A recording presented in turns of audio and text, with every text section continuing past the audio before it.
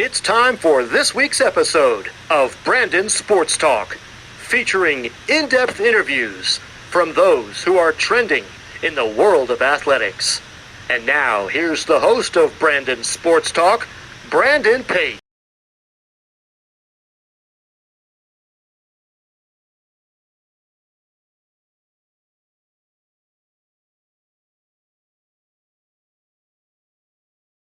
Welcome back to Brandon Sports Talk. In today's episode, I have the privilege of interviewing the Albion head equestrian coach, Coach Chris Mitchell. How are you doing today? I'm good, Brandon. How are you? I'm doing good. Can you talk about how you knew that you want to get started in coaching in college equestrian? So my mom is a trainer and a horse trainer and a coach. So I've ridden with her my entire life, and she started in the IHSA, the Intercollegiate Horse Show Association, back in 1969. So I've been around it its entire life, and as I got older, I always wanted to be a college coach. So that's how I kind of got into it. What was that like getting to be alongside your mom and getting to be a trainer? It was great. I mean, I don't think I would have gotten where I am today without a lot of her influence. She was wonderful because she pushed me outside of my limits as well, and suggested that I go train and ride with other people that she knew in the industry. And I think that really helped me and kind of form my own thoughts and philosophies as I'm teaching. What was that experience like for you first getting started and being an instructor for colleges? It was fun. It was a little nerve-wracking at first because, at the time I was probably in my early 20s, so I wasn't much older than the ones I was teaching. So I did have a little experience of that because I started teaching when I was 15. So that did help me. But it was great. It was, college. When I started teaching college, it was a lot different than it is now. I think I like to see the progression that's made and the impact that it's made. Like riding in college has now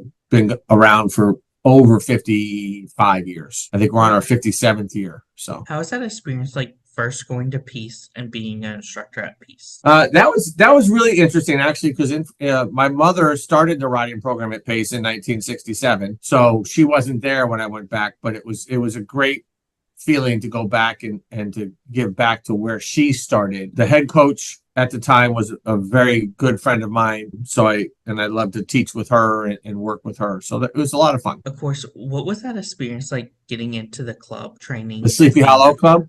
So that's also how I kind of got into Pace. So Sleepy Hollow and Pace were tied together. At one point, Pace, at the time it was Pace College, now it's Pace University, would ride at Sleepy Hollow in the winter time because Pace did not have an indoor riding facility. So that's how I started to get back into riding and teaching for Pace. How was that experience like for you going to Cornell and being an instructor at Cornell? That was a blast. That was a lot of fun. That was my first far from home type, like my support group that I was building and I've had my entire life is 4 or 5 hours away now. So that was my first head coaching job, and it was great. The students are phenomenal. It's a great school. Ithaca's a great town.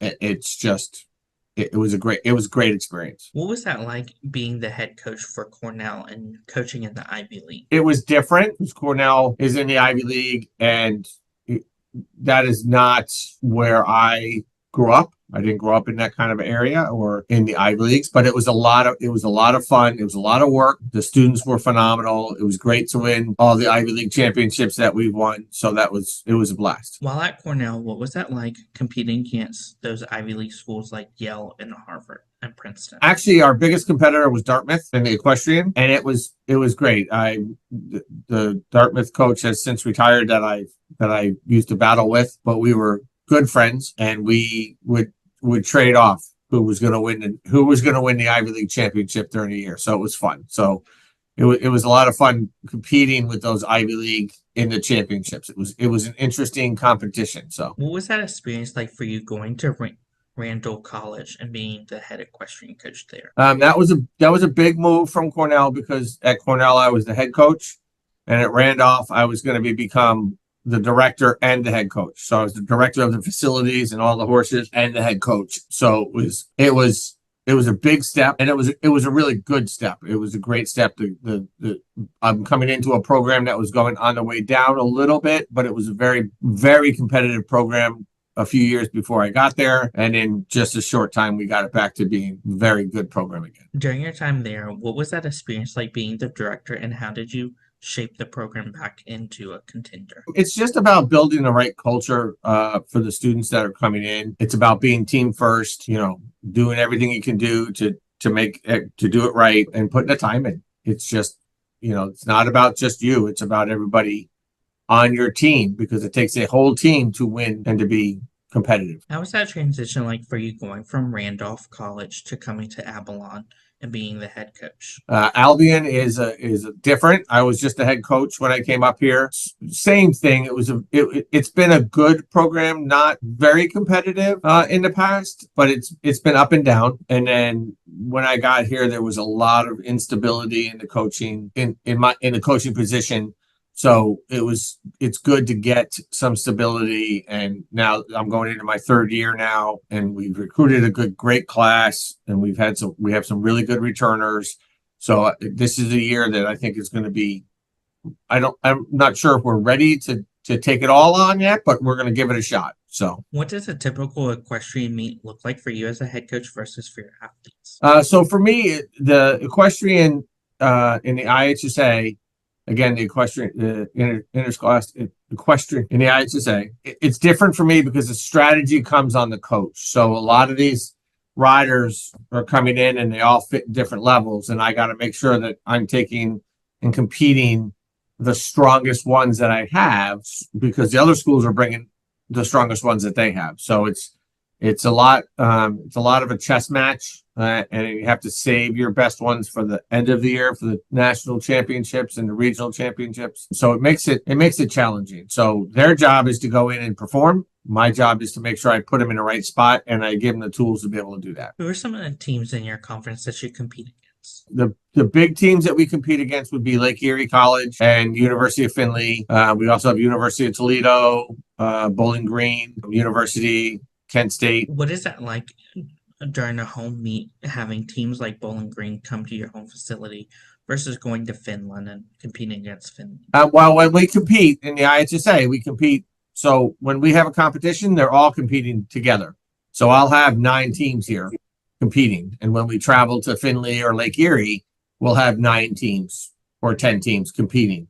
So it's a lot of prep work, The show itself, we've done it long enough, and I've been doing it for a long time, that the show itself runs relatively uneventful. I'm going to knock on wood. The prep work is what takes it all up. So the whole team does the prep work. So can you talk about, of course, the culture that you've built for the equestrian program? I'm a firm believer in team building. Team comes first, and everybody plays by the same rules. Like I don't play favorites. If my best rider did something boneheaded, then we talk about it and we move forward. But if there's rules in place that we use for the team, and they are the same rules for my best rider as just the same as my other riders, and maybe don't compete as much, but the rules apply to everybody. What does that recruitment process look like for the equestrian side? I'm always looking for recruiting. It's hard because we're not like soccer where they have showcases, or lacrosse where they have showcases. We have probably 2 showcases throughout the year, and that's it. One's in Florida and one's in Tennessee, and that's typically about it. So when we're recruiting, we're really recruiting by word of mouth, and when we see these students at the 2 showcases. One's called the College Preparatory Invitational, which is in Florida in the middle of winter, and then one is called Excel, and that's in June in Tennessee. So both are great. You see different students, and you're looking for all kinds of riders. So everybody, like I said, everybody's in a level. So you just got to find, your team has 8 levels, and you got to find your strongest at 8 levels. So as a head coach, what is it like seeing those freshmen put on that uniform for the first time? I love it, mostly because I've recruited them. So I have a relationship with them and their families typically. So I love to see them get here. We just had that this past week. We just started classes this week. So it's great to see them at practice and and really getting involving themselves in the team. And it's a great group this year because they are already involved. So What is that transition like, getting them acclimated to the horses at the college that they will be competing? Yeah, it's not as most of them, I would say 90% of them have experience with horses already, right? Because otherwise I wouldn't be recruiting them.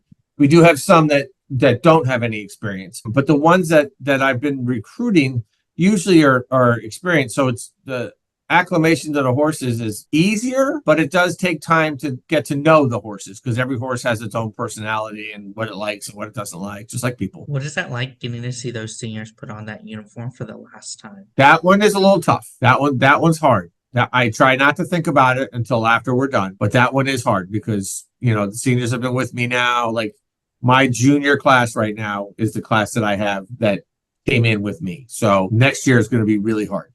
Next year is going to be really hard. I have a hard time saying goodbye. What are some of the things that you've been able to accomplish so far for the program? I think recruiting, our numbers were really, really low because of the instability.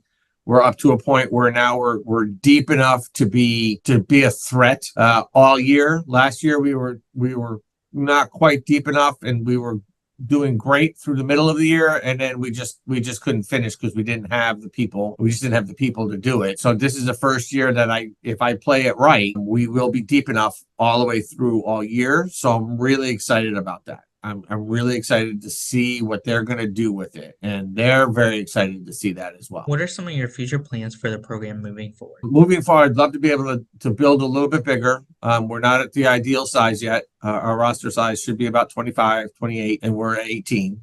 So we're getting there. And just to get in some more quality horses. Our horses are lovely, but they're aging a little bit, so we have to retire some. And then just building the program and building its name like across the country. Big thing for me is when I'm recruiting and when I'm competing, it's really important, as I've been doing this for over 30 years, that everybody in the country, the horse schools and everybody knows about your program, and they know where you are. Like I have students from New York, I have students from Washington, I have students from Texas. I recruit all over. So, and we have some students here from California. So we recruit all over. So one of the big things is just growing the program, growing the name, growing the brand, and that encourages students to come to Albion. What advice would you have those freshmen entering their first year of college equestrian? Enjoy it. Listen, just listen and be a sponge for a little bit, and just enjoy it. And I think who's ever leading your team sets the culture. And I think that's really, really important. So make sure you like the culture that they're setting, do a little homework before you get there. But if you're in there now, just listen and do your best and have a great time. I mean, the horses are the wonderful common denominator that we all love. So that's why we do this, because we love the horses. What advice would you give those juniors transitioning into being seniors and leading the program? And leaving my program or ones in high school? Leading the program. I would, again, learn from the people that have been your leaders, learn from them. Like I have some students now that are going to be in leadership roles next year. And we have conversations and I'm like, look, so this is what this did. This is what this did. And just follow, not necessarily follow. You have to be your own leader. Because what you do is going to be different than what maybe your captain is doing this year. Not bad or just different. So just be aware, and just be aware of the leadership. It's not, again, everybody plays by the same rules. So it just depends on how you interpret those rules sometimes, but everybody plays by the same rules. So just be compassionate and kind and accountable. What advice would you have those seniors looking to compete in professional equestrian, whether it's going to the Olympics or coaching in it? Go out and do it. Go out, start. If you can find a spot, and we'll help you. I know, with the connections that we have throughout my years and everybody here. If you're looking to do that, go out and do it and play the role. Even if it's at a lower level, the only way you get the experience is to do it. If you think you're going to come out and you're going to be at the top level, that's just like any other sport, that's a very small percentage that can come out right off the bat and go to the top level. It doesn't happen. So you have to come out and put your dues in and do the work. What advice would you give those future head coaches looking to lead a equestrian program? Same thing. Go out and do it. See if you can find a good program to be an assistant when they're looking, and put the work in and really step into it. I have a few of my old riders that are now coaching in the IHSA. That's what they've done. They've put the time in, and they've learned from their experiences, and they've learned from the experiences of being on the team. And it's because it's different. It's different from stepping from the rider side to the coach's side. So that's great advice. Where can my listeners find you on social media along with the program? Albion College Rides on Facebook and Snap and Instagram, and you can find us on GoBrits website as well. Thank you again, Coach Mitchell, for your interview, and best luck in your future at Albion as the head equestrian coach. Great. Thank you. You can find Brandon Sports Talk on Instagram at Brandon Sports Talk, Twitter at Talk_Brandon, and you can find me on YouTube at Brandon Sports Talk. Don't forget to like, comment, and subscribe. Thank you again, Coach, for your interview. Best luck in the future. Thanks. You've been watching Brandon Sports Talk. Please feel free to like, share, and subscribe to Brandon Sports Talk on social media and on YouTube.